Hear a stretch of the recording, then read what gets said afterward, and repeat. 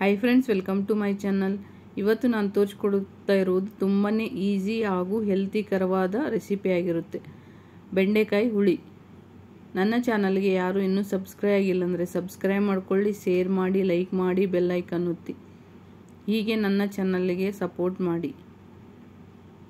ಇದಕ್ಕೆ ಬೇಕಾಗಿರೋದು ದಪ್ಪ ದಪ್ಪಾಗಿ ಕಟ್ ಮಾಡಿಟ್ಟುಕೊಂಡ 2 ಈರುಳ್ಳಿ, ಸಣ್ಣದಾಗಿ ಕಟ್ ಮಾಡಿಟ್ಟುಕೊಂಡ 2 ಈರುಳ್ಳಿ ಹಾಗೂ 2 ಟೊಮೆಟೊ, ಸ್ವಲ್ಪ ಹುಣಸೆಹಣ್ಣು, ಬೆಂಡೆಕಾಯಿ. 2 ಟೊಮೆಟೊವನ್ನು ಮಿಕ್ಸಿ ಜಾರಿಗೆ ಹಾಕಿಕೊಂಡು ಸಣ್ಣಗೆ ರುಬ್ಬಿಟ್ಟುಕೊಳ್ಳಬೇಕು. ಒಂದು ಪಾತ್ರೆಗೆ 4 ಟೇಬಲ್ ಸ್ಪೂನ್ ಎಣ್ಣೆಯನ್ನು ಹಾಕಿ, ಹಾಗೆ 2 ಚಿಟಿಕೆಯಷ್ಟು ಸಾಸಿವೆಯನ್ನು ಹಾಕಿಕೊಳ್ಳಬೇಕು. ಇದು ಚೆನ್ನಾಗಿ ಎಣ್ಣೆ ಕಾದ ನಂತರ ಸ್ವಲ್ಪ ಕರಿಬೇವನ್ನು ಹಾಕಿ, ಅದು ಚಟ್ಪಟ ಅಂದ ಮೇಲೆ ಈರುಳ್ಳಿ, ದಪ್ಪ ದಪ್ಪಾಗಿ ಕಟ್ ಮಾಡಿಟ್ಟ ಈರುಳ್ಳಿಯನ್ನು ಹಾಕಿ ಹಾಗೂ ಬೆಂಡೆಕಾಯಿಯನ್ನು ಹಾಕಿಕೊಳ್ಳಬೇಕು. ಇದನ್ನು ಚೆನ್ನಾಗಿ ಫ್ರೈ ಮಾಡಿ, ಹೈ ಫ್ಲೇಮಲ್ಲಿಟ್ಟು ಚೆನ್ನಾಗಿ ಫ್ರೈ ಮಾಡಿ. ಇದು ಒಂದು 2-3 ನಿಮಿಷ 4 ನಿಮಿಷ ಆದರೂ ಚೆನ್ನಾಗಿ ಬೇಯಿಸಬೇಕು. ಹೀಗೆ ಈ ಥರದಲ್ಲಿ ಇದನ್ನು ಚೆನ್ನಾಗಿ ಫ್ರೈ ಮಾಡಿಕೊಳ್ಳಿ.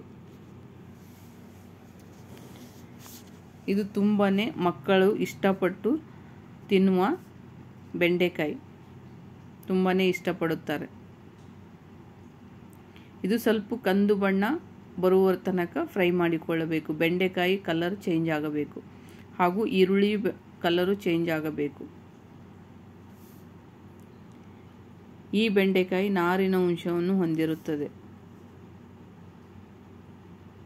ನೋಡಿ, ಈ ಥರದಲ್ಲಿ ಚೆನ್ನಾಗಿ ಫ್ರೈ ಮಾಡಿ ಒಂದು ತಟ್ಟೆಗೆ ತೆಗೆದಿಟ್ಟುಕೊಳ್ಳಬೇಕು. ಹಾಗೆ ಒಂದು ಪಾತ್ರೆಗೆ 2 ಟೇಬಲ್ ಸ್ಪೂನ್ ಎಣ್ಣೆಯನ್ನು ಹಾಕಿಕೊಳ್ಳಬೇಕು. ಹಾಗೆ ನಾವು ಸಣ್ಣದಾಗಿ ಕಟ್ ಮಾಡಿಟ್ಟುಕೊಂಡ ಈರುಳ್ಳಿಯನ್ನು ಹಾಕಿಕೊಳ್ಳಬೇಕು. ಇದು ಚೆನ್ನಾಗಿ ಫ್ರೈ ಆಗಲು ಬಿಡಬೇಕು. ಹೈ ಫ್ಲೇಮಲ್ಲೇ ಚೆನ್ನಾಗಿ ಫ್ರೈ ಮಾಡಿ. ನೋಡಿ, ಇದು ಇವಾಗ ಕಂದು ಬಣ್ಣ ಬರ್ತಾ ಇದೆ.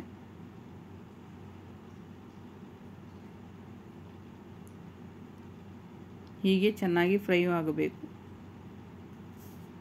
ಇದು ಬೆಂಡೆಕಾಯಿ ಕಣ್ಣಿಗೂ ಒಳ್ಳೆಯದು ಹಾಗೂ ಜೀರ್ಣಕ್ರಿಯೆಗೂ ತುಂಬಾ ಒಳ್ಳೆಯದು. ಇವಾಗ ನೋಡಿ, ಇದು ಕಂದು ಬಣ್ಣ ಚೇಂಜ್ ಆಗಿದೆ. ಇವಾಗ ನಾವು ರುಬ್ಬಿಟ್ಟುಕೊಂಡ 2 ಟೊಮೆಟೊದ ಗ್ರೇವಿಯನ್ನು ಇದಕ್ಕೆ ಹಾಕಿಕೊಳ್ಳಬೇಕು. ಇದು ಚೆನ್ನಾಗಿ ನೀರಿನ ಅಂಶ ಹೋಗುವ ತನಕ ಚೆನ್ನಾಗಿ ಫ್ರೈ ಮಾಡಿಕೊಳ್ಳಬೇಕು. ಹಸಿ ವಾಸನೆ ಹೋಗಬೇಕು. ಆ ಥರದಲ್ಲಿ ಇದನ್ನು ಚೆನ್ನಾಗಿ ಫ್ರೈ ಮಾಡಿಟ್ಟುಕೊಳ್ಳಬೇಕು. ಈ ಬೆಂಡೆಕಾಯಿ ಕಣ್ಣಿಗೂ ತುಂಬ ಒಳ್ಳೆಯದು. ಇದು ವಾರಕ್ಕೆ 2-3 ಟೈಮ್ ಆದರೂ ತಿನ್ನಲೇಬೇಕು. ತಿಂದರೆ ತುಂಬಾ ಒಳ್ಳೆಯದು. ನೋಡಿ, ಈ ಥರದಲ್ಲಿ ಇವಾಗ ಇದು ಟೊಮೆಟೊ ಎಣ್ಣೆ ಬಿಡ್ತಾ ಇದೆ. ಈ ಥರದ ಎಣ್ಣೆ ಬಿಡುವ ತನಕ ಚೆನ್ನಾಗಿ ಫ್ರೈ ಮಾಡಿಕೊಳ್ಳಬೇಕು. ತಳ ಅಂಟದ ಹಾಗೆ ಫ್ರೈ ಮಾಡ್ತಾ ಇರಿ.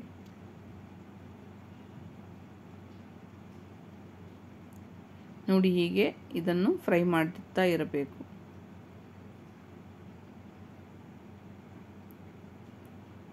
ಇದು ಒಂದು 2-3 ನಿಮಿಷ ಆದರೂ ಚೆನ್ನಾಗಿ ಫ್ರೈ ಆಗಬೇಕು. ಟೊಮೆಟೊ ಚೆನ್ನಾಗಿ ಬೆಂದಿರಬೇಕು. ಇದಕ್ಕೆ 1 ಟೇಬಲ್ ಸ್ಪೂನ್ ಉಪ್ಪನ್ನು ಹಾಕಿಕೊಳ್ಳಬೇಕು,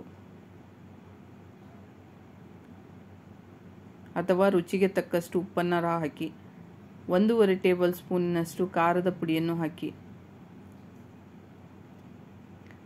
1 ಟೇಬಲ್ ಸ್ಪೂನ್ ಧನಿಯಾ ಪುಡಿ, 1/4 ಟೇಬಲ್ ಸ್ಪೂನ್ ಅರಿಶಿಣ ಪುಡಿ ಹಾಗೂ ಸ್ವಲ್ಪ ಜೀರಿಗೆ ಪುಡಿಯನ್ನು ಹಾಕಿ ಚೆನ್ನಾಗಿ ಮಿಕ್ಸ್ ಮಾಡಿ. 1/2 ಟೇಬಲ್ ಸ್ಪೂನ್ ಕಸ್ತೂರಿ ಮೇಥಿಯನ್ನು ಹಾಕಿ ಚೆನ್ನಾಗಿ ಮಿಕ್ಸ್ ಮಾಡಿಕೊಳ್ಳಿ. ಸ್ವಲ್ಪ ಹುಣಸೆಹಣ್ಣನ್ನು ತೊಳೆದು ನೆನೆಸಿಟ್ಟ ನೀರನ್ನು ಹಿಂಡಿ ಸ್ವಲ್ಪ ಹಾಕಿಕೊಳ್ಳಬೇಕು. ನಿಮಗೆ ಎಷ್ಟು ಬೇಕು ಹುಳಿ ಅಷ್ಟು ಹಾಕಿಕೊಳ್ಳಬಹುದು. ಇದನ್ನು ಚೆನ್ನಾಗಿ ಫ್ರೈ ಮಾಡಿಕೊಳ್ಳಬೇಕು.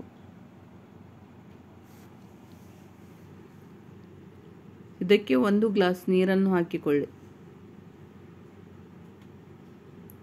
ಇದನ್ನು ಚೆನ್ನಾಗಿ ಹೀಗೆ ಮಿಕ್ಸ್ ಮಾಡ್ತಾ ಇರಿ. ಇದು ಚೆನ್ನಾಗಿ ಕುದಿಯುವಾಗ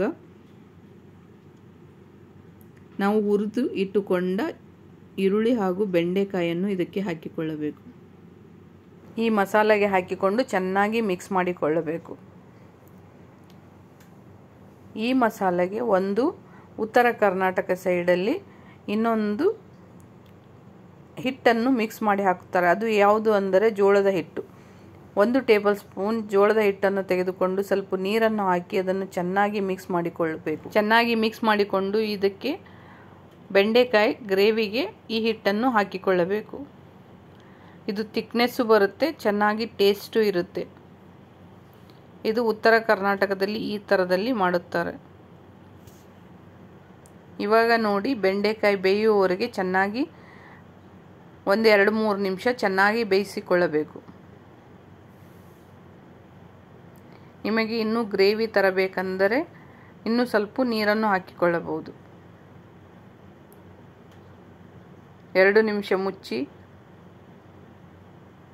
ತೆಗೆದು ನೋಡಿ ಚೆನ್ನಾಗಿ ಬೆಂದಿದೆ ಇಲ್ಲ ಅಂತೇಳಿ. ಇವಾಗ ನೋಡಿ, ಬೆಂಡೆಕಾಯಿ ಬೇಯ್ತಾ ಇದೆ. ಒಂದ್ಸರಿ ಬೆಂಡೆಕಾಯಿ ಬೆಂದಿದೆ ಇಲ್ಲ ಅಂತ ನೋಡಿಕೊಳ್ಳಿ. ಈ ಥರದಲ್ಲಿ ಬೆಂಡೆಕಾಯಿ ಹುಳಿ ಮಾಡಿ ನೋಡಿ. ನಿಮಗೆ ಇಷ್ಟ ಆದರೆ ಜೋಳದ ಹಿಟ್ಟನ್ನು 1 ಟೇಬಲ್ ಚಮಚ ಹಾಕಬಹುದು, ಇಲ್ಲದಿದ್ದರೆ ಹಾಗೆ ಮಾಡಿಕೊಳ್ಳಬಹುದು. ಇವಾಗ ನೋಡಿ, ಬೆಂಡೆಕಾಯಿ ಹುಳಿ ರೆಡಿಯಾಗಿದೆ. ಈ ಬೆಂಡೆಕಾಯಿ ಹುಳಿಯನ್ನು ಒಂದ್ಸರಿ ಟ್ರೈ ಮಾಡಿ ನೋಡಿ. ತುಂಬಾ ಆರೋಗ್ಯವಾಗಿ ಹಾಗೂ ಹೆಲ್ತಿಕರವಾದ ಇದು ರೆಸಿಪಿಯಾಗಿರುತ್ತೆ. Thank you to all friends.